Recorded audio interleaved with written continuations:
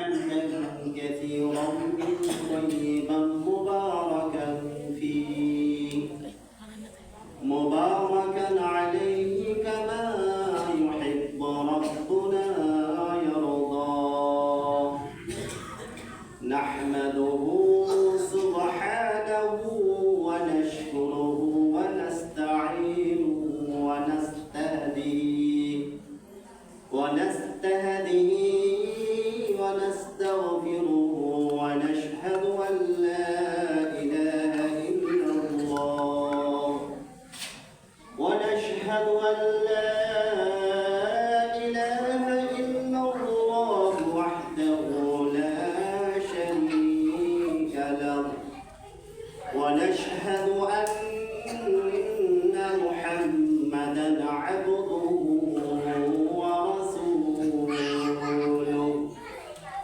وصلى الله عليه وعلى آله وأصحابه وسلم تسليما مزيدا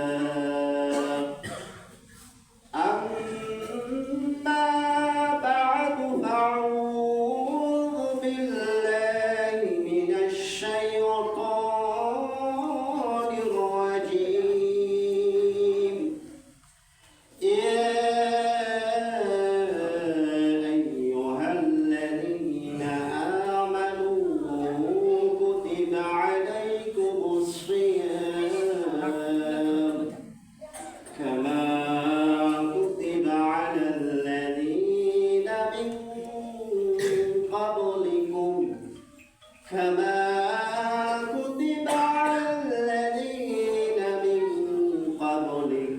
لعلكم تتقون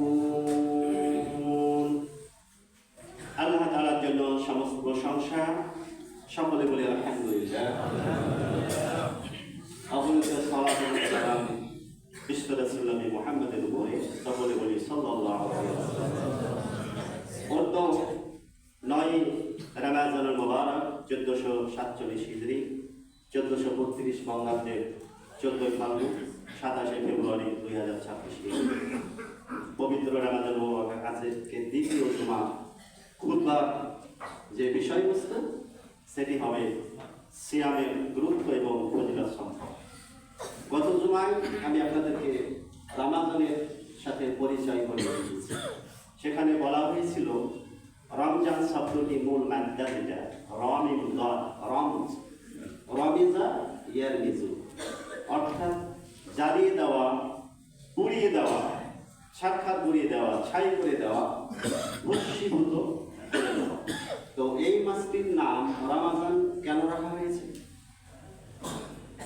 আসলে আপনারা জানেন রমজান পবিত্র কোরআনে কারিমা সবচাইতে আদরের, সবচাইতে প্রার্থিত, সবচাইতে পছন্দের একটা শব্দ, আমাদের কাছে অত্যন্ত আদরের এবং সবচাইতে ভালোবাসার একটি শব্দ রমজান। এই রমজান মাসের জন্য আমরা সুদীর্ঘ 11টি মাস লালায়িত থাকি।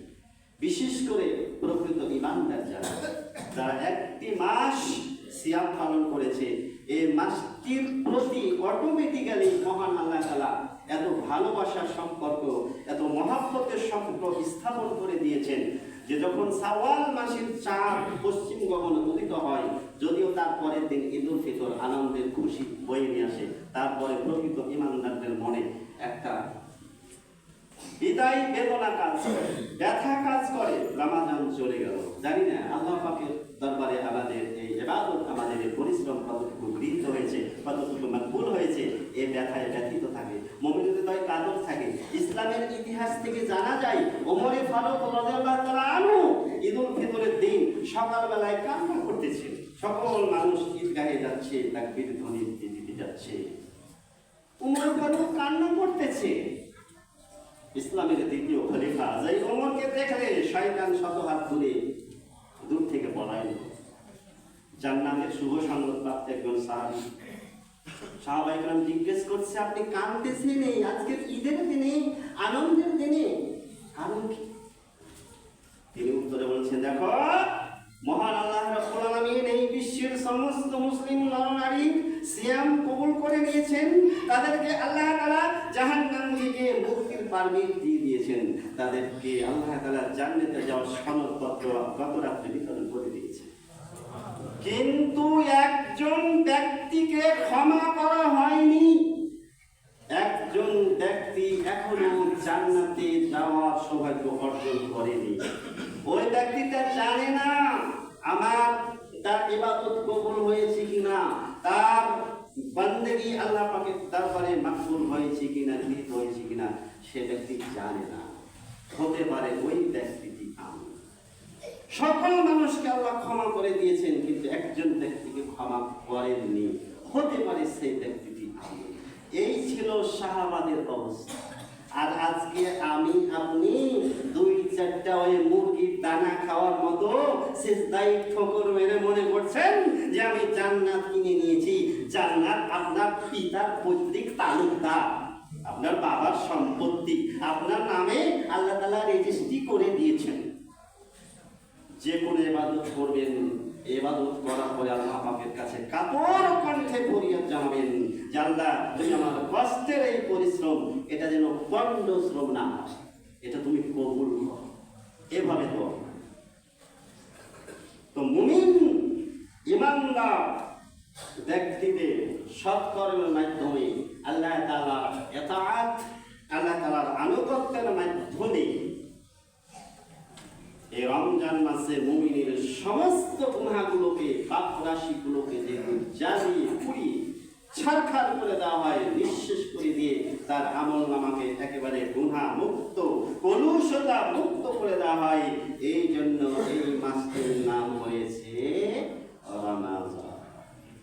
আর রমাজান আল্লাহ পাকের অন্যতম একটা সিফাতি গুণবাচক নাম, যে নামটি আল গাফির নামে সমর্থগত। সূরা আরাফের 155 নম্বর আয়াতে মহান আল্লাহ পাকের এই গুণবাচক নামের উসিলা দিয়ে তিনি আমাদেরকে ক্ষমা চাইতে বলছেন এবং তিনি আমাদেরকে ইস্তিগফার, তার দরবারে রাহমাত লাভের জন্য মহান আল্লাহ পাক নিজেই তিনি এই দোয়া শিখিয়ে দিয়েছেন আমাদেরকে। ছোট্ট দোয়া আপনাদের এখনই এই মুহূর্তে মুখস্থ হয়ে যাবে। সূরা আরাফ 155 নম্বর আয়াত আল্লাহ বলছেন, হে মুমিনরা তোমরা বলো আনতা ওয়ালিয়ুনা, মানে তুমি একমাত্র আমাদের অভিভাবক। অভিভাবক মানে গার্ডিয়ান, প্রটেক্টর, রক্ষক। তিনি তোমাদের হেফাজতকারী, তুমি তোমাদের রক্ষাকর্তা। এজন্য এই ভাষায় দোয়া করবেন, আনতা ওয়ালিয়ুনা, হে আল্লাহ তুমি আমাদের একমাত্র রব। তাহলে শব্দ একটা, আনতা ওয়ালিয়ুনা, তুমি আমাদের একমাত্র রব। 2 নম্বরে বলবেন ফাগফির লানা, অতএব তুমি আমাদের ক্ষমা করো। 3 নম্বরে বলবেন ওয়ারহামনা, তুমি আমাদের প্রতি তোমার রহমত বর্ষণ করো। সম্মানিত আমাদের দৃষ্টি আকর্ষণ করছি, পবিত্র রমজানুল মুবারক, মুসল্লিদের সমাগম বেশি। এজন্য যদি আপনাদের এই ফ্লোর পরিপূর্ণ হয়ে যায়, অনুগ্রহপূর্বক আপনারা ওই মক্তবের রুম, প্রশস্ত রুম, খুব সুন্দর ব্যবস্থা আছে, আপনারা ওই রুমে গিয়ে ইনশাআল্লাহ সালাত আদায় করতে পারবেন। তাহলে কি ভাষায় দোয়া করবেন? আনতা ওয়ালিয়ুনা, হে আমাদের একমাত্র রক্ষাকর্তা, তুমি আমাদের একমাত্র প্রকৃত অভিভাবক, প্রকৃত বৈরী। ফাগফির লানা, তুমি আমাদেরকে ক্ষমা করো। ওয়ারহামনা, তুমি আমাদেরকে দয়া করো। ওয়া আনতা খায়রুল গাফিরিন। গাফির রমাদান আপনারা জানেন এটি ইসমে মুবালাগার সেবা, আধিক্য রয়েছে, মানে ইউ আর দ্য বেস্ট ফরগিভার, একমাত্র তুমি হচ্ছ সর্বশ্রেষ্ঠ ক্ষমাদানকারী। তাহলে আমরা এই ভাষায় দোয়া করবো, আনতা ওয়ালিয়ুনা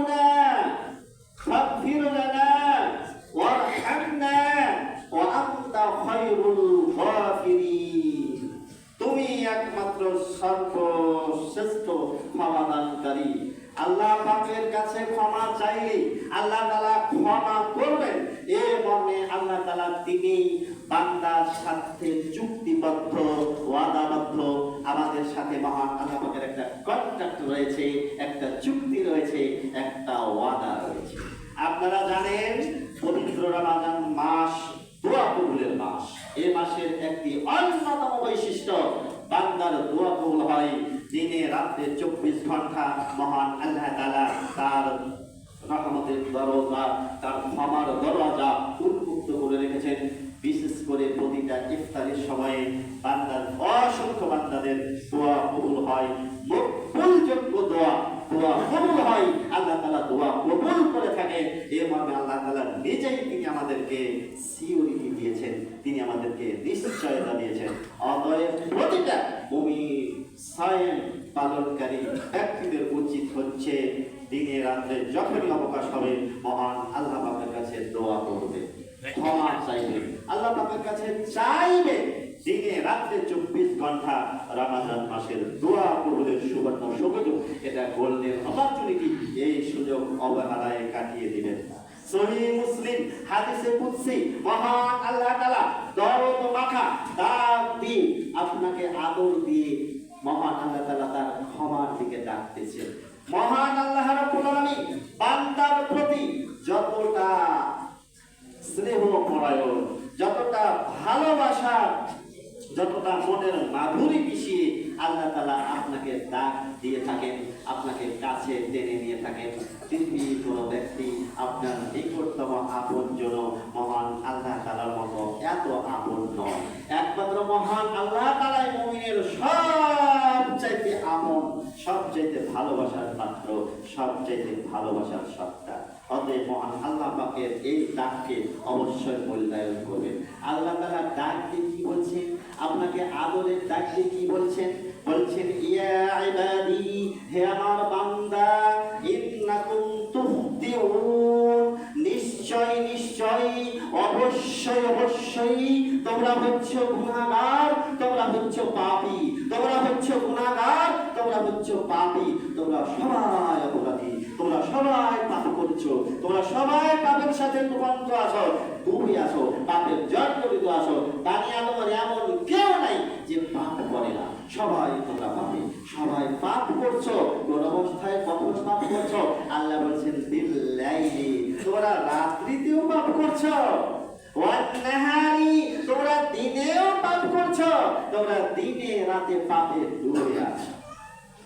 কিন্তু বান্দা শোনো, ওয়া আনা আগফিরুল যুনুবা জামিআ, আমি তোমাদের সমস্ত পাপ, সমস্ত গুনাহগার ক্ষমা করে থাকি। অতঃপর আল্লাহ বলছেন ফাস্তাগফিরুনি, হে আমার বান্দা, একমাত্র তোমরা আমার কাছেই ক্ষমা চাও, একমাত্র তোমরা আমার কাছেই তোমাদের পাপ থেকে ক্ষমা চাও। কি করব? আগফির লাকুম, আমি তোমাদের সমস্ত পাপ রাশি, সমস্ত গুনাহ রাশি, সমস্ত অপরাধ রাশি আমি মার্জনা করে দেব, আমি ক্ষমা করে দেব। ক্ষমা করা আমার বৈশিষ্ট্য, ক্ষমা দান করা আমার চরিত্র, এটা আমার ক্যারেক্টার, এটা আমার অন্যতম গুণাবলী। বান্দা খবরদার, খবরদার, তোমার আমার থেকে কেউ নিরাশ হবে না। আমার কাছে ক্ষমা যে চাই, আমি তাকে ক্ষমা করে থাকি। অন্য হাদিসে আছে, দিনের বেলায় পাপী ব্যক্তি, দিনে পাপ করেছ, নিরাশ হয়ে যেও না, রাত্রে ক্ষমা চাও, আমি তোমাকে ক্ষমা করে দেব। রাত্রি বেলায় পাপ করেছ, দিনের বেলায় আমি তোমার জন্য ক্ষমার দরজা খুলে রেখেছি, দিনে ক্ষমা চাও, আমি ক্ষমা করে দেব। এইভাবে আমি দিনের পাপীদেরকে রাত্রে ক্ষমা দিয়ে থাকি, রাত্রে পাপীদেরকে দিনে ক্ষমা দিয়ে থাকি। এভাবে ক্ষমা দিতেই থাকি, ক্ষমা দিতেই থাকি, আমি ক্ষমা করতেই থাকবো, ক্ষমা করতেই থাকবো, ওই পর্যন্ত ক্ষমা করতে থাকবো যেই পর্যন্ত পশ্চিম গগনে সূর্য উদিত না হচ্ছে। পশ্চিম আকাশে সূর্য ওঠার পূর্ব পর্যন্ত আমি আমার বান্দাদেরকে আমি ক্ষমা দিতেই থাকবো, ক্ষমা করতে থাকবো। অতএব বান্দা আমার কাছেই ক্ষমা চাও। সুবহানাল্লাহ, আল্লাহকে মূল্যায়ন করো। কেউ আপনার আপন নয়, একমাত্র আল্লাহ আপনার আপন। কাজী নজরুল বলছেন যে আল্লাহর কথা শুনে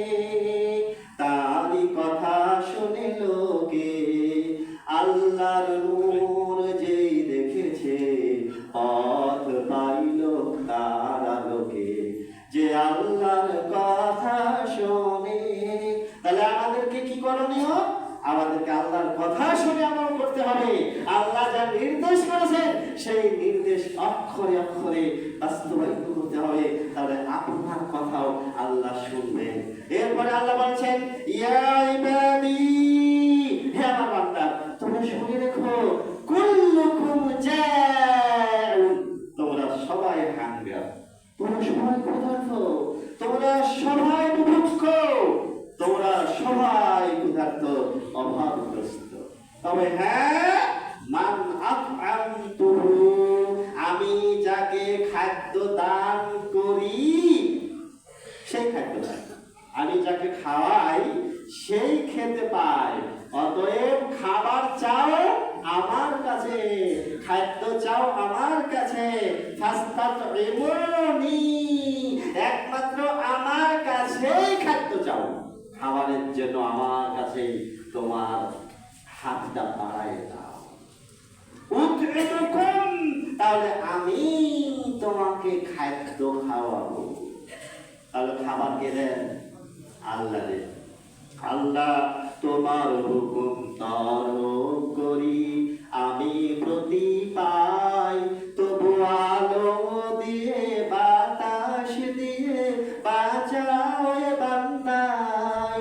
শ্রেষ্ঠ নবী দিলে মোরে তরিয়ে নিতে রোজ হাসরে, পথ না ভুলি তাইতে দিলে পাক কোরআনের বাণী। আল্লাহ, তোমার মেহেরবানি, এই সুন্দর ফুল, এই সুন্দর ফল, মিঠা নদীর পানি, আল্লাহ তোমার মেহেরবানি, এই শস্য শ্যামল ফসল ভরা মাঠের দালি খানি। আল্লাহ ক্ষুধা পেলেই অন্ন যোগাও, মালিক চাই না মালিক। তাহলে একমাত্র মহান আল্লাহ তাআলাই ক্ষুধার বিপরীতে আমাদেরকে অন্ন যোগাচ্ছে। আর এই জন্য সূরা কুরাইশের শেষের আয়াতে আল্লাহ পাক কি বলছেন? ফালিয়াবুদু রাব্ব হাযাল বাইত, তোমাদের কর্তব্য হচ্ছে, তোমাদের করণীয় হচ্ছে এই কাবা ঘরের যিনি রব, যিনি মহান প্রতিপালক, এই গৃহের মালিকের ইবাদত করা। কেন এই গৃহের মালিকের ইবাদত করবে? কেন ইবাদত করবে? আল্লাযী আত'আমাহুম মিন জু', আল্লাহ বলছেন তিনি তো তোমাদেরকে খাদ্য দান করেন, তিনি তোমাদের ক্ষুধার বিপরীতে খাবার খাওয়ান। ওয়া আমানাহুম মিন খাউফ, আর সমস্ত বিপদ ভয় সংঘাত থেকে আল্লাহ তাআলা তিনি তোমাদেরকে নিরাপত্তা দান করে থাকেন।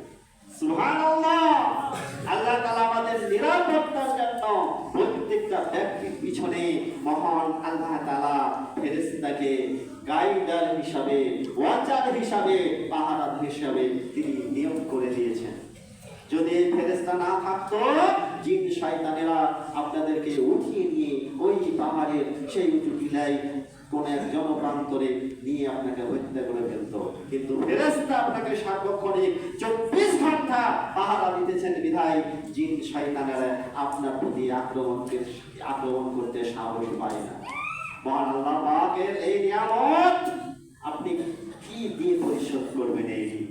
এই জন্য আমি তো আলহামদুলিল্লাহ মুসল্লিদের অনুরোধ ক্রমে প্রায় অধিকাংশ তারাবিতে আমি সূরা রহমানটা তেলাওয়াত করে থাকি। আলহামদুলিল্লাহ, তেলাওয়াত করতেও মজা, শুনতেও মজা, প্রত্যেকটা আয়াত ছন্দ ছন্দ বারবার আল্লাহ তাআলা রিপিট করছেন, তার নিয়ামতের কথা স্মরণ করে দিচ্ছেন। আর পবিত্র রমজান হচ্ছে আমাদের জন্য সর্বোৎকৃষ্ট নিয়ামত। আল্লাহ বলছেন আমার কাছে খাদ্য চাও, ইয়া ইবাদি কুল্লুকুম আরিন ইল্লা মান কাসওয়াতুহু, তোমরা সবাই উলঙ্গ, তোমাদের পোশাক নাই, তোমরা সবাই ন্যাংটা হয়ে আছো, উলঙ্গ হয়ে আছো। ফাস্তাকসুনি, একমাত্র আমার কাছে এই পোশাক চাও, তাহলে কি করবো? আকসুকুম, আমি তোমাদেরকে পোশাক দান করব। তাহলে আপনার জীবনের প্রত্যেকটা প্রয়োজন যা যা দরকার কার কাছে চাইবেন? আল্লাহর কাছে চাইবেন। একটা জুতার ফিতে ছিঁড়ে গেলেও, হারিয়ে গেলেও আল্লাহ পাক আমাদেরকে তার নবীর মাধ্যমে দিচ্ছে যে চাইলে আপনার কাছে ইচ্ছা, যা চাইবেন আল্লাহর কাছে চাইবেন, তাই না? ওই যে বললাম না যে আল্লাহর কথা শুনে তারই কথা শুনে লোকে, আপনি আল্লাহর হয়ে যাবেন। তো আল্লাহ কা হো যা দুনিয়াতে নি হয়ে যায়, আপনি আল্লাহর হয়ে যাবেন, আল্লাহ আপনার হয়ে যাবে। এখন আসি দ্বিতীয় পর্ব। পবিত্র রমজানের গুরুত্বপূর্ণ একটা বৈশিষ্ট্য, এই মাসে প্রত্যেকটা নেক আমলের ওয়েটেজ, নেক আমলের প্রতিদান 10 থেকে 700 গুণে বাড়িয়ে দিয়ে থাকে অন্য মাসে, রমজানের বাইরে। আমাদের দেশে কমন একটা প্রচলিত জয়ীফ হাদিস, এই রমজান আসলেই আলেম ওলামারা, খতিব সাহেবেরা খুতবার মঞ্চে হোক আলোচনার ফাঁকে বলে থাকে যে এই মাসে একটি নফল, অন্য মাসে ফরজ তুল্য, আর এই মাসে একটি ফরজ, অন্য মাসে 70টি ফরজ তুল্য, তাই না? তার মানে এই মাসে আপনি একটা ফরজ কাজ করবেন, এই মাসে আপনাকে আল্লাহ তাআলা 70টা ফরজের লিখে দিবেন। হাদিস সঠিক নয়। এখানে পবিত্র রমজান মাসে কোন সওয়াব মুমিনদের জন্য নির্দিষ্ট করেননি, আমলের জন্য নির্দিষ্ট করেননি। কুল্লু আমালিন ইবনে আদম ইয়াদাফুল হাসানাতু বিআশরি আমসালিহা ইলা 700 দিরহি মাশাআল্লাহ। আল্লাহ যদি চান, আল্লাহ চাইলে তোমাদের আমলকে 10 থেকে 700 গুণে বাড়ায়া দেন। কিন্তু এখানে আল্লাহ নিজেই বলছেন হাদিসে কুদসিতে, ইয়াকুল্লাহু, আল্লাহ নিজেই বলছেন ইল্লাকি, এই রমজান মাসটাকে আলাদা করা হয়েছে, বলছে ইল্লা সাওয়াম, কিন্তু রমজান মাসের সিয়াম হলো ব্যতিক্রম। আল্লাহু আকবার। ফাইন্নাহু লি ওয়া ইন্না সাওমা লি ওয়া আনা আজজি বিহি, সাওমের প্রতিদান একমাত্র এই সাওমটা আমার জন্য রাখে বান্দা, এই জন্য এর প্রতিদানটা আমি নিজ হাতে দেব। তাহলে সাওম আল্লাহর জন্য রাখেন, তো নামাজ কার জন্য পড়েন? রোজা তো আল্লাহর জন্য রাখেন, তো নামাজ কার জন্য পড়েন? আল্লাহর জন্য পড়েন না? এখানে কিন্তু একটা বুঝের ব্যাপার আছে। যাকাত কার জন্য দেন? আল্লাহ সন্তুষ্টির জন্য তো দেন। হজ কার জন্য করেন? আল্লাহর খুশির জন্য তো করেন, নাকি? তো ইসলামে এই সিয়ামটা, রোজাটা একটা ব্যতিক্রম ধর্মী ইবাদত, এটা সম্পূর্ণ গুপ্ত অবস্থায় থাকে। এখানে লোক দেখানোর, লৌকিকতা, রিয়া প্রদর্শনীর কিছুই নেই, বাকিগুলো রিয়া আছে। ফাওয়াইলুল লিল মুসাল্লিন, তাই না? কিন্তু সিয়ামের ব্যতিক্রমটা দেখে, এই যে সালাত আমরা আদায় করি পুরুষের জন্য জামাতে, একাকি হবে। পুরুষ যদি ঘরগুলো নামাজি হয়, হবে? নামাজ হবে? হ্যাঁ, হবে না। তাহলে জামাতে অসংখ্য লোকের সাথে আদায় করা লাগে। যাকাত আপনি দিবেন, কমপক্ষে 2 জন যাবে, যে দাতা এবং দরিদ্র। হজ লাখো লাখো কোটি কোটি মানুষের সামনে সম্পাদন করতে হয়, ওরকম দান সদকা এগুলো গোপন থাকে না। আরে ভাই, যে দিবে আর যে নিবে অন্তত 2 জন ব্যক্তি জানবে। কিন্তু সিয়ামের ব্যাপারটা, আমি আপনাদের সাথে ইফতার করব, আমি সেহরিও খেয়েছি পরিবারের সাথে, কিন্তু দুপুরবেলায় আমি পরিবার দেওয়ার আগে ওই পিপাসা লাগছিল, আমি রুম থেকে একেবারে পেট ভরে পানি পান করে চলে এসেছি। ধরার উপায় আছে? কেউ দেখেছে? কেউ জানবে? ধরার কোনো উপায় আছে? তো একজন সত্যিকারের সয়ন ব্যক্তি, রোজাদার ব্যক্তি কাজ কি করে? আর মনের মধ্যে ডাইরেক্ট আল্লাহকে দেখতে পাচ্ছে, সে জাগ্রত অবস্থায়, যে না কেউ না দেখুক, আল্লাহ দেখতেছে। আমি গোপনে খাইলে কি হবে? গোপনে পান করলে কি হবে? পৃথিবীর কোনো মানুষ সামনে যদি আমি ধরা না পড়ি, তাদের কাছে ধরা না পড়ি, আল্লাহর কাছে ধরা খাইতে হবে। অতএব সে আল্লাহকে ভয় করে এই কাজ থেকে বিরত থাকে।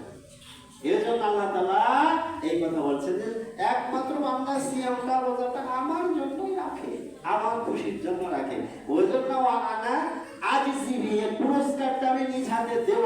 আপনি যদি ওটাকে ইসমে মাহফুলের শেখা দিয়ে বলেন যে আসলি ওয়া আনা উজজা বিহি, তো এর অর্থ হয়ে যাবে আমি আল্লাহ নিজেই তার সিয়ামের প্রতিদান হব। এভাবে অনেক মুহাদ্দিস মত দিয়েছেন যে ওয়ানা আল্লাহ নিজে প্রতিদান দিবেন নিজ হাতে। কিন্তু যদি তুমি এভাবে বলো যে ওয়ানা উজজা বিহি, তা আল্লাহ বলছেন যে আমি আল্লাহ নিজেই তার প্রতিদান হব। সুবহানাল্লাহ। তবে ইসমে ফাইলের চাইতে ইসমে মাফুলের অর্থটাই সব চাইতে মধ্যে আধিক্যটা বোঝাচ্ছে, যে কোন ব্যক্তি আমলের নেক আমলের প্রতিদান যদি আল্লাহ নিজেই হয়ে যায়, তাহলে সে আমলের পুরস্কারটা কত বড় হবে। সুবহানাল্লাহ। আল্লাহ যেন আমাদেরকে প্রত্যেকটা সায়েম ব্যক্তি প্রতিদান যেন আল্লাহ রাব্বুল আলামিন নিজেই হয়ে যান, নিজেই দান করেন, বলেন আমিন। আর একমাত্র বান্দা আল্লাহকে ভয় করেই সে খাদ্য এবং পানীয় এবং জৈবিক যে প্রয়োজন চাহিদা এগুলো থেকে মানুষ বিরত থাকে। এখন তৃতীয় পর্ব আসি। কথিত আয়াত মহান আল্লাহ রাব্বুল আলামিন সূরা বাকারা 181 নম্বর আয়াতে যে বলছেন, ইয়া আইয়ুহাল্লাযীনা আমানু কুতিবা আলাইকুমুস সিয়াম কামা কুতিবা আলাল্লাযীনা মিন ক্বাবলিকুম লাআল্লাকুম তাত্তাকুন। অর্থ আপনারা জানেন। তো লাআল্লাকুম তাত্তাকুন এর অর্থটা কি? আমি আজকে একটু ব্যতিক্রমধর্মী অর্থ করব। আগের অর্থের সাথে এই অর্থ আমি ওদিকে মোটেই নিয়ে যাব।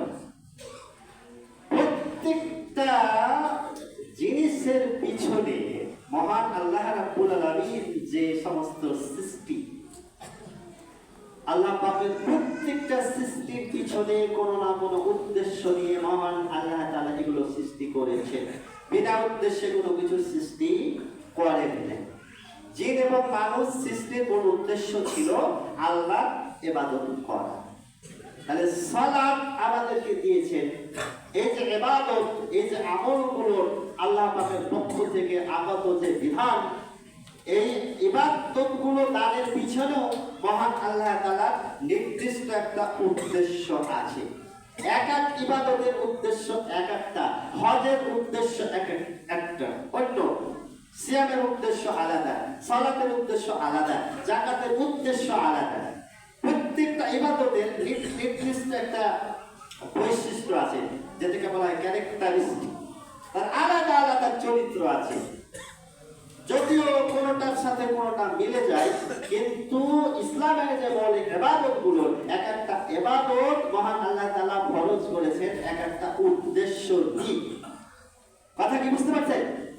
তো আল্লাহ তাআলা সিয়াম ফরজ করলেন, সিয়ামের বিধান দিলেন, এর উদ্দেশ্যটা কি? লাআল্লাকুম তাত্তাকুন। আল্লাহ বলছে আমি তোমাদের প্রতি সিয়ামের বিধান দিয়েছি, রোজা তোমাদের প্রতি ফরজ করেছি, যেমনটি ফরজ করেছিলাম বা ফরজ করা হয়েছিল অতীত সমস্ত উম্মতের উপরে, সমস্ত জাতির উপরে। কারণ কি? উদ্দেশ্য করে ব্যক্ত করছেন যে লাআল্লাকুম তাত্তাকুন, যাতে তোমরা বেঁচে যেতে পারো। কথা বুঝতেছেন? কি মূল মাত্রা কি? ইত্তাকা হবে ইখতিয়ারের সেবা, তাত্তাকুন মুত্তাকি। তো এর অর্থ হলো বেঁচে যাওয়া, বেঁচে থাকা। এখানে তাফসিরে এই তাত্তাকুন শব্দের যে তাফসির করা হয়েছে লাআল্লাকুম তাত্তাকুন, এখানে অর্থ নিয়ে আসা হয়েছে ইয়াজতানিবুন বা তুনকিযুকুম বা তুনজিকুম মিনান নার। মহান আল্লাহ তাআলা তোমাদের প্রতি যে সিয়াম ফরজ করেছেন, যে রোজা ফরজ করেছেন, এই রোজা ফরজ করা, সিয়ামের বিধান দেওয়ার মূল উদ্দেশ্য হচ্ছে যাতে সায়েম ব্যক্তি মানে সিয়াম পালনকারী ব্যক্তি, রোজাদার ব্যক্তি যাতে জাহান্নামের আগুন থেকে বেঁচে যেতে পারে, মুক্তি পেতে পারে, পরিত্রাণ লাভ করতে পারে। কথা ক্লিয়ার? তাহলে আল্লাহ রাব্বুল আলামিন তাহলে সিয়াম কেন দিলেন? সিয়াম দিলেন আমাদেরকে, তিনি জাহান্নাম থেকে মুক্তি দিবেন, জাহান্নাম থেকে বাঁচাইয়ে নেবেন। এই উদ্দেশ্যে তিনি আমাদেরকে সিয়ামের বিধান দিয়েছেন।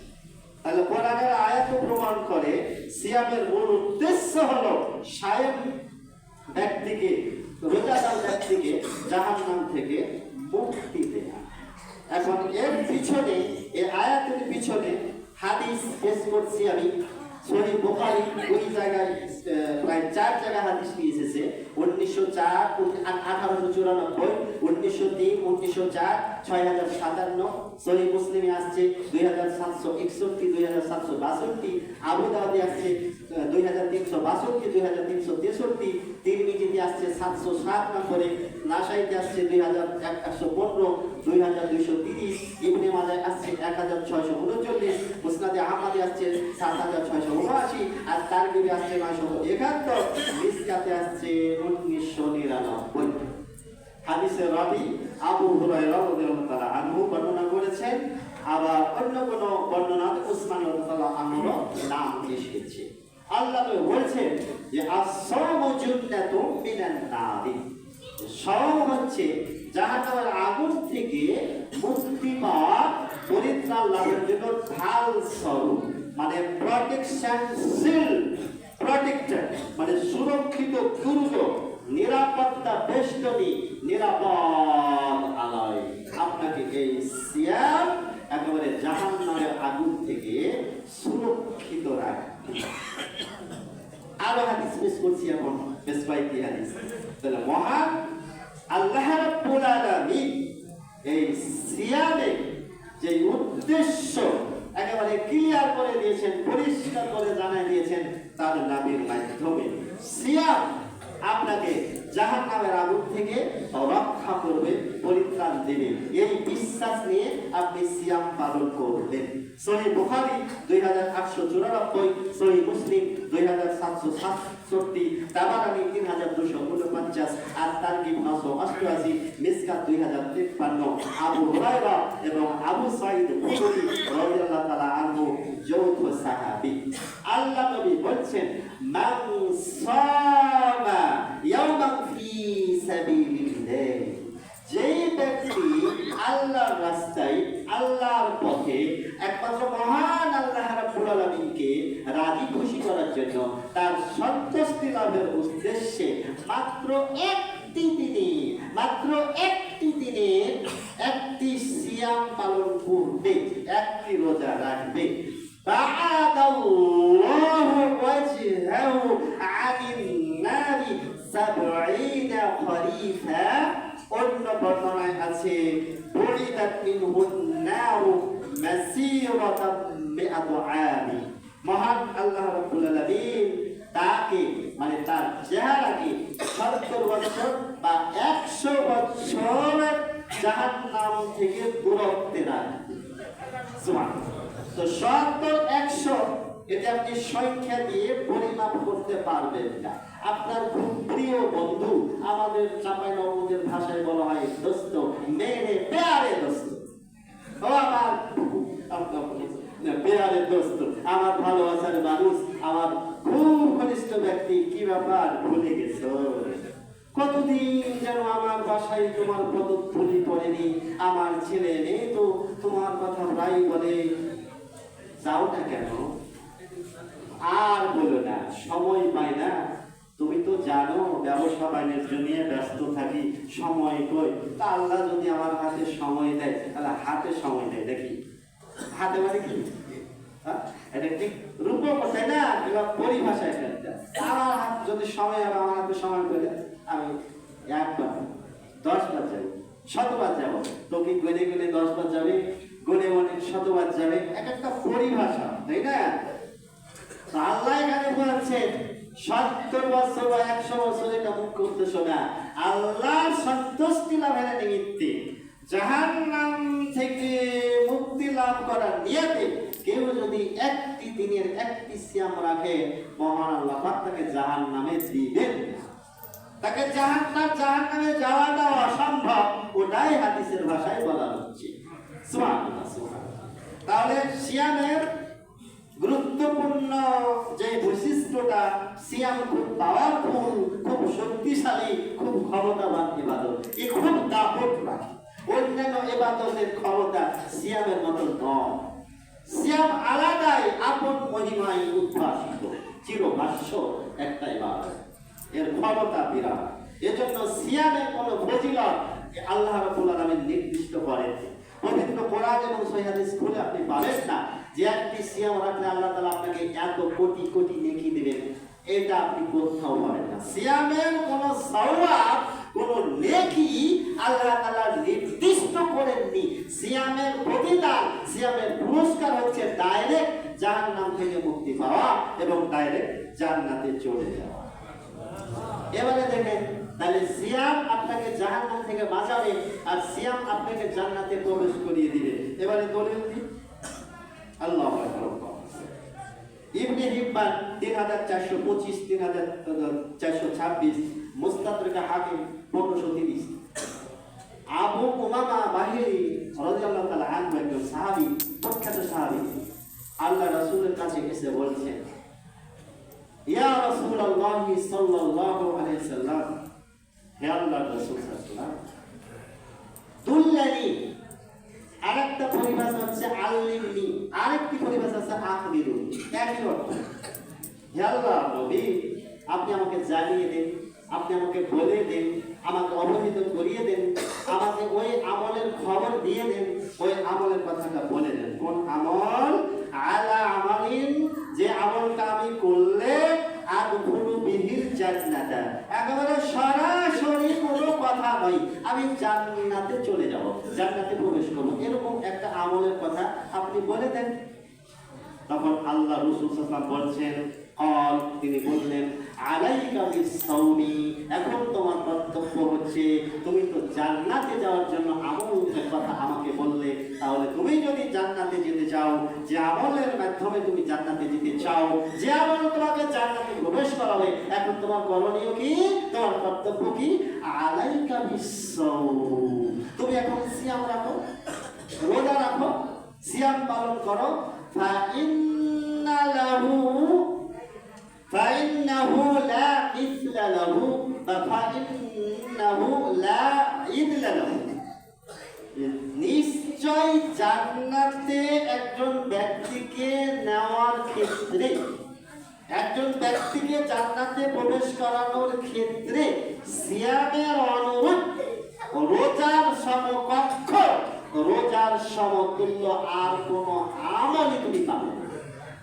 সুবহানাল্লাহ। তাহলে সিয়াম এর প্রতিদান, এর পুরস্কার সরাসরি জান্নাত। এরপরে আল্লাহর নবী বলছেন, এটি আত-তারগীব 985 নম্বর হাদিস, আল্লাহ নবী বলেন যে মান সামা ইবতিগা ওয়াজহিল্লাহি, যেই ব্যক্তি মহান আল্লাহ রাব্বুল আলামিনের চেহারা অন্বেষণ করা, আল্লাহ পাককে দেখার জন্য বা ভাবার্থ আল্লাহ পাককে খুশি করার জন্য, তার সন্তুষ্টি লাভের উদ্দেশ্যে সিয়াম পালন করবে, কুতিবা লাহু বিহা দাখালাল জান্নাতা। কুতিবা লাহু মানে ওই ব্যক্তির নাম, তার তালিকা জান্নাতীদের রেজিস্ট্রি খাতায় এনলিস্টেড করা হয়, অন্তর্ভুক্ত করে দেওয়া। সুবহানাল্লাহ।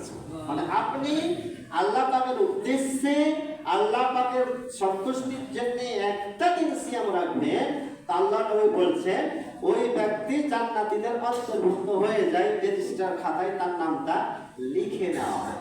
সুবহানাল্লাহ। এইরকম মানে রোজা রাখতে পারবেন তো? আপনাদের অনুরোধ করি ভাই, শুনেন, আপনারা এই ইফতারকে সামনে রেখে এত খাবারের অপচয় করে, আল্লাহ নবীকে ভালোবাসেন সবাই, তাই না? মুখে ভালোবাসেন, আপনি আপনার দাবিতে সত্যবাদিতার প্রমাণ দেখাবেন। অনুরোধ করছি, এই ইফতারে একমাত্র খেজুর ছাড়া আর দুই একটা ফল ফ্রুট ছাড়া এ যত ভাজা পোড়া আছে, পেঁয়াজি, বেগুনি, এই সমস্ত মুড়ি মুরগি, এগুলো বাদ দেন। আপনি জানেন না এগুলো বিষ, আপনি দীর্ঘক্ষণ না খেয়ে থাকবেন, উপোস থাকবেন, আপনি জানেন না এই খাবারগুলো আপনার শরীরে কতটা বিষ দিয়ে সৃষ্টি করে। আপনাকে একদিনের জন্য চরম মূল্য দিতে হবে। কালকে আমি ভিডিও দেখলাম, কাবা ঘরের প্রধান ইমাম এবং খাদিম আব্দুর রহমান আশ-শায়েখ আব্দুর রহমান সুদাই তিনি বাচ্চাদের নিয়ে ইফতার করতেছেন, সুবহানাল্লাহ। দেখলাম প্লেটে এক প্লেট খেজুর, পাশে একটা গ্লাসে দেখলাম শরবত আছে, আর একটা গ্লাস ওই যে দুধ জাতীয় পনির জাতীয়, আর দেখলাম তিনটা আইটেম আমার মুয়াজ্জিনকে দেখানো যায়। দেখেন এই যে দেখেন, এই যে কাবা ঘরের ইমাম স্বয়ং, তিনি আমাদের জাতীয় ইমাম, তিনি ইফতার করেন খেজুর দিয়ে, আর আপনার এত কেন বিলাসিতা? এগুলো বর্জন করেন। ইফতারের পিছনে যে বিলাসিতা, যে অপচয় করছেন, ওই টাকা দিয়ে যদি আপনি আপনার একটা গরিব দুঃখী মুখে হাসি ফোটান, আল্লাহ আপনার ভালো লাগবে। আল্লাহ রাসূলের ইফতার ছিল 5টা-7টা খেজুর, এক গ্লাস পানি, এই তো যথেষ্ট। এত কেন খাবারের তালে থাকেন আপনি? রমজান মাস ইবাদতের মাস, রমজান মাস খাদ্য পরিভোজনের মাস নয়, পিকনিক করার মাস নয় যে আপনি যা ইচ্ছা তাই খাবেন। আরে ভোজন হবেন, ভোজন যে না যত খাবে তত সওয়াব, ঘোড়ার দিক কোনো ব্যাপারে অপচয় করা যাবে না। ইসলাম একটা নির্দিষ্ট সীমানার মধ্যে রেখে দিয়েছে। আপনার এটারও জবাব লাগবে, আপনার যেটা প্রয়োজন সেটা খাবেন। অপ্রয়োজন কি আপনার পেঁয়াজি, মুড়ি, মুরগি, বেগুন এগুলো না হলে আপনার রমজানের ইফতার হয় না? হ্যাঁ, কি পেয়েছেন এগুলো? এগুলো বাদ দেন, বর্জন করেন। শুনেন, আপনি মানুষের প্রতি একটু দরদি হন, রাত থাকাত করতে শিখেন, আপনি নিজে ভোগী না হয়ে ত্যাগী হন। জান্নাত যেতে চাইলে আপনি অবশ্যই রাসূলের নির্দেশ মেনে জান্নাতে যাওয়ার চেষ্টা করবেন। এরপরে দেখেন শেষ হাদিস বলছি, আর হুযায়ফা তাআলা নবী সাল্লাল্লাহু আলাইহি ওয়াসাল্লাম, আল্লাহ হুযায়ফা বলছেন যে আল্লাহ রাসূল বলছেন, মান কুতিমা বা মাতা বিসিয়ামি ইয়াউমি, যে ব্যক্তি রোজা রাখা অবস্থায় মারা যাবে, এই যে রোজা রাখা অবস্থায় যদি কোনো ব্যক্তি মারা যায়, আল্লাহ নবী বলছেন যে দাখালাল জান্নাতা, ও ডাইরেক্ট জান্নাতে চলে যাবে। সুবহানাল্লাহ, সুবহানাল্লাহ। কাজেই আপনি অবশ্যই সেমানের সায়েম হওয়ার চেষ্টা করুন, সেমানের রোজা দেওয়ার চেষ্টা করুন, যে রোজা আপনাকে জান্নাতে নিয়ে যাওয়ার মতো ক্ষমতা রাখে, সেই রোজা রাখার জন্য আপনি অভ্যস্ত হন। আল্লাহ কবুল করুন। পরিশেষে আপনাদের দৃষ্টি আকর্ষণ করছি যে সায়েমের উদ্দেশ্য, সিয়ামের উদ্দেশ্যটা কি? আল্লাহ তাআলা যে এত বড় একটা ইবাদত দিলেন, এই ইবাদতের উদ্দেশ্যটা কি? প্রকৃত সিয়ামটা কি? প্রকৃত রোজাটা কি? এটা আমাদেরকে জানতে হবে। তার আগে যেহেতু সময় কম, আমি শুধু বাংলা শর্টকাট বলে দিচ্ছি। আল্লাহর নবী বলে দিয়েছেন যে শুধুমাত্র খাদ্য এবং পানীয় অর্জন করার নাম রোজা নয়, সিয়াম নয়, বরঞ্চ এই সিয়াম বা রোজার নাম হচ্ছে প্রকৃত পক্ষে অশ্লীলতা, ফাহেশা, অন্যায় এগুলো থেকে বিরত রাখা, নিজে বিরত থাকা, অপরকে বিরত রাখা। এজন্য আল্লাহ নবী বলছেন, শোনো, রোজা রাখা অবস্থায় তোমার সাথে কেউ যদি ঝগড়া বিবাদে লিপ্ত হতে চায়, তোমাকে তেড়ে আসা মারার জন্য পায়ে পায়ে বাড়ি দিয়ে ও গায়ে পড়ে তোমার সাথে ঝগড়া বিবাদে লিপ্ত হয়, তোমাকে গালিগালাজ করে, অসভ্য ভাষায় গালিগালাজ করে, তোমাকে মারার জন্য তেড়ে আসে, তোমার উপরে হাত ওঠানোর জন্য সে ধেয়ে আসে, তো তুমি তাকে বলে দাও ফালতাকু, আর একটা কথা আছে ফালিয়াকুল, তুমি বলে দাও যে দেখো ভাই, আমি কিন্তু রোজা আছি, আমি সিয়াম রেখেছি, তোমার সাথে ঝগড়া বিবাদে লিপ্ত হওয়ার মতো ইচ্ছা আমার নাই, মানে মানে তুমি কেটে পড়ো। বুঝছে? আল্লাহ নবী বলছেন, কত সায়েম আছে, কত রোজাদার আছে, শুধু ওরা কষ্ট করে না খেয়ে থাকা ছাড়া আর কোনো প্রতিদান পায় না, পুরস্কার পায় না। এবং তারা বিপদ নেওয়ালা লোক আছে, কি এমন লাইন করে, ওই অনিদ্রা ওই জেগেই থাকে, পণ্ডশ্রম নেকি পায়। কি কারণে হয়? আপনার খাদ্য যদি হারাম হয়, আপনার পানিও যদি হারাম হয়, অবৈধ ইনকাম, হারাম টাকায়, সুদের টাকায়, ঘুষের টাকায়, আর ওই বিড়ি সিগারেট নেশাজাত দ্রব্য বিক্রির টাকায় আপনি খাবার খাচ্ছেন, এই ইবাদত কবুল হবে না। হাদিস খুব মারাত্মক, বুলবুল মারামের হাদিস শুনেন। আপনার যদি ঘৃণাবোধ থাকে, আপনার যদি লজ্জাবোধ থাকে, আপনি যদি পশু না হন, আপনি যদি চতুষ্পদ জন্তু না হন, আপনার যদি একটু ন্যূনতম মানবিক বোধ যদি আপনার শরীরের মধ্যে আপনার অন্তরে থাকে, আপনি ওটাকে ঘৃণা করতে শিখুন। আল্লাহ নবী বলে দিয়েছেন যে যে ব্যক্তি নেশাজাত দ্রব্য পান করলো, বিড়ি সিগারেট পান করলো, জার্দা পান করলো, চুরুট পান করলো, ইয়াবা খেলো, গুল খেলো, ইত্যাদি ইত্যাদি, যারা নেশাজাত দ্রব্য পান করলো, নেশা করলো, বিড়ি সিগারেট খেলো, ধূমপান খেলো, জার্দা দিয়া পান খেলো, সে তার মায়ের সাথে, সে তার ফুফুর সাথে, সে তার চাচির সাথে, সে তার খালার সাথে জেনায় লিপ্ত হলো। আস্তাগফিরুল্লাহ। এত বড় পাপ, এত বড় পাপ, এত বড় জঘন্য। এই আরে আল্লাহ পাক আমাদেরকে, আল্লাহ নবী তার পবিত্র জবানে কথা শুনাইছেন, এই শব্দ ব্যবহার হয়েছে, আপনি নিজের মায়ের সাথে প্রতিনিয়ত জেনাই করতেছেন এই বিড়ি সিগারেট ধূমপান খেয়ে, আপনি আপনার খালার সাথে জেনা করতেছেন, আপনি আপনার ফুফুর সাথে জেনা করতেছেন। আস্তাগফিরুল্লাহ, আস্তাগফিরুল্লাহ। অতএব আজকে থেকে এই নেশাজাত দ্রব্য আপনি বর্জন করুন, হারাম বর্জন করুন। আপনি যদি সত্যিকার অর্থে আপনার সিয়ামকে কবুল করাতে চান, তাহলে আপনি অবশ্যই হারাম পরিহার করুন। আল্লাহ তুমি কবুল করো, বলেন আমিন। সুবহানাল্লাহি ওয়া বিহামদিহি, আশহাদু আল্লা ইলাহা ইল্লাল্লাহ। একই অবস্থা গত জমায় বলেছিলাম।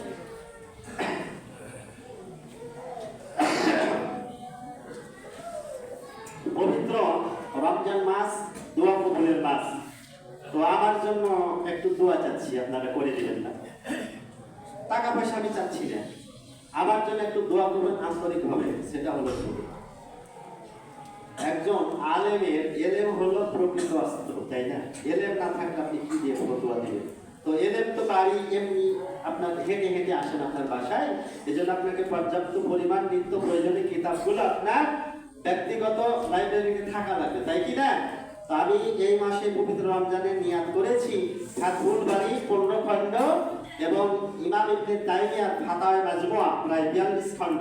এই কিতাব দুটো বর্তমান বাজারে কিনতে হলে প্রায় 60 থেকে 62,000 টাকা প্রয়োজন। তো আমি আব্দুল রাজ্জাক বিন ইউসুফের ভাষায় বলতে চাই যে আমার জন্য একটু দোয়া করে দেবেন। আল্লাহ যদি আপনাদের দোয়া কবুল করে নেন, তাহলে আমার ইনশাআল্লাহ টাকা পয়সার অভাব হবে না, আমার কিতাবের ব্যবস্থা হয়ে যাবে ইনশাআল্লাহ। এই দোয়াটুকু আপনারা আমার জন্য করে দেবেন ইনশাআল্লাহ। লেখাপড়ার প্রতি আমার গভীর আগ্রহ, প্রবল পিপাসা আমার জ্ঞান অর্জনের প্রতি। আল্লাহ যেন কবুল করে। সবাই আমার জন্য দোয়া করবেন, এই ভাষায় দোয়া করবেন যে আল্লাহ যেন আমাদের ইমাম এবং আমাদের খাতিবকে এই কিতাব দুটো সংগ্রহ করার তৌফিক দেন।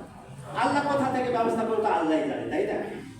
আচ্ছা, আগামী 12 রমজান 2 মার্চ অর্থাৎ সোমবার সকাল 9:30 থেকে দুপুর 1টা পর্যন্ত আপনাদের এই যে রহিম এবং আরিফা খাতুন মহিলা মাদ্রাসা এতিমখানার উদ্যোগে মহিলাদের জন্য একটা মানে আলোচনা সভা আছে, মানে পুরুষেরা আপনারা হাজির হতে মানে উপস্থিত থাকার ব্যবস্থা আছে। মানে বিষয় দেওয়া হয়েছে তাকওয়া অবলম্বনে সিয়ামের অবদান। তো এই ইনশাআল্লাহ আপনারা জানেন, আল্লাহ যেন কবুল করে। আর আমি আসলে যারা দান খয়রাত করে অভিযোগ এসেছে আমার কাছে যে আমি নাকি আপনাদের জন্য দোয়া করে দিই না। আসলে আমি দোয়া তো আরবি ভাষায় করেই, আপনারা বুঝতে পারছেন না। তো ইনশাআল্লাহ আপনাদের আত্মার প্রশান্তির জন্য আমি আপনাদের জন্য বাংলা ভাষায় দোয়া করে দেব ইনশাআল্লাহ। আলহামদুলিল্লাহি রাব্বিল আলামিন ওয়াল আকিবাতু লিল মুত্তাকিন ওয়াস সালাতু ওয়াস সালামু আলা রাসূলিল কারীম মুহাম্মাদিন ওয়া আলা আলিহি ওয়া আসহাবিহি আজমাইন। إن الله وملائكته يصلون على النبي يا أيها الذين